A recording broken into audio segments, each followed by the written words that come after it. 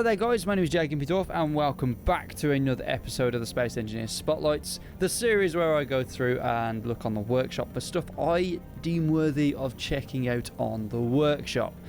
So, we're looking at another Tartaross build today. Now, he built that amazing helicopter you saw in one of the previous videos. If you haven't, go and check that out. And this is called the TIS Caligo, which is a planetary fighter that does have VTOL systems as well as jet systems, and it can switch between the two very, very quickly and easily. Now, just to state that this ship in this world is on non-destructible blocks, so that means the blocks won't take damage if I crash or any of the systems fail. We won't notice because they won't break or anything like that. So there's a little bit of I don't know, there's a few questions to raise whether some things would break if we were to turn that off, but other than that, let's get into it. So you will spawn in this area, which is quite cool because it's like a nice little base that is underground, and there's a lift that takes you up onto the surface. And we have a nice little message from Tartaross here, and we just got a bit of a spawn point here, a ladder system going right up to the surface, and we have a window above there that just looks over at the ship. So if we go over here and press these buttons, we can open up the roof, or the door should I say, and then we can raise the platform and just, you know, get going.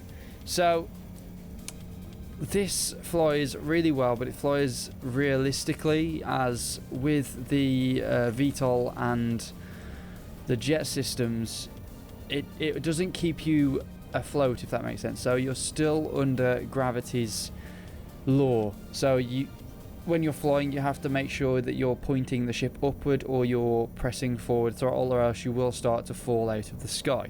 It's really, really cool in that sense, and it's quite realistic in that sense. And may I say, I love this cockpit. I believe it's called the Spectre cockpit, and it's just badass because it has this folding two-section part, and then you've also got this like gun rack on the back, and just some really nice detail as well, some screens in there, and it's just beautiful.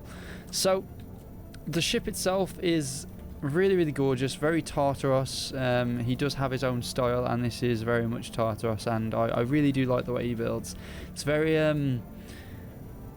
minimalistic, but also very functional. So it's got all it needs really, rather than having more than what it needs, which I would say I probably put more than what I need on a ship sometimes, and Tartaross just gets the mix just nicely.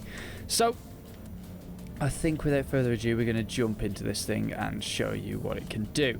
Now, we do have a lot of screens here, which apparently you can actually go through and tinker with, which is really nice. It's a really nice feature to be able to have.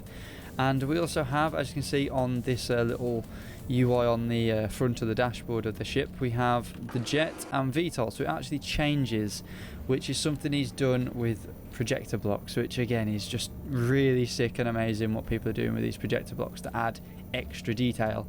And it changes to state whether you're in VTOL or whether you're in jet mode. And yeah, so this ship has a few features which are very, very useful. You've got numbers 1 to 5, which are like the general ship controls, and then you have 7 to 9, which is just some general operations and general systems that you can turn on and off. So you've got number 1, which opens and closes the cockpit, which, as you can see, folds really nicely and just looks gorgeous when it's all folded away and stuff. It's just beautiful. And then we've also got 2, which of course switches between the VTOL and the jets. We have 3, which turns the weapon systems on and off. So you hear like a little noise. It's like a little sort of noise, and that basically is just indicating that the weapon systems are turned on and off. And you've then got 4 and 5, which switch between the missile salve, and then you've also got the Grendel cannon, which is just a badass in itself. And the other 3 buttons are just the antenna, beacon and oxygen systems that you can turn on and off if need be. So they're not really that important, but I just figured to tell you anyway. So let's hit 1, close up the cockpit, and let's jump inside the cockpit and get this thing flying. So we're in VTOL. All we've got to do is hit space, and then you're flying. But as you notice, we will start to fall back to Earth if we don't have this constantly pressed. And then what you've got to do is in midair you've got to switch to the jets, and then you can start flying off. And again, you will start falling to earth if you turn them off, and you will start to come back down, which is again really nice. It's a really nice feature to have a ship that actually caters for the fact that you know, that I don't know, it's just nice to have a ship that actually controls somewhat like a plane, and using the aerodynamic wings mod as well just makes it handle even better.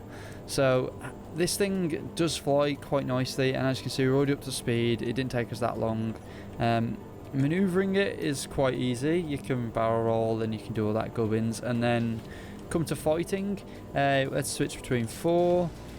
Get some of these Grendels on the go, which are just rapid fire stupid cannons, and then we have 5, which is the missile salvo, which as you can see they just let off a lot. Now apparently launch and 9 sequenced is not working.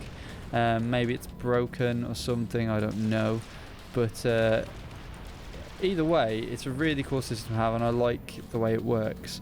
Other than that, we don't particularly have any other things. It's just really just those few things really. I mean, yeah, you do have a turret on the top, and then you have 2 turrets on the back, but I believe they're just purely down to AI to pick off the enemy. So those are, you know, just general protection turrets to keep enemies off your ass.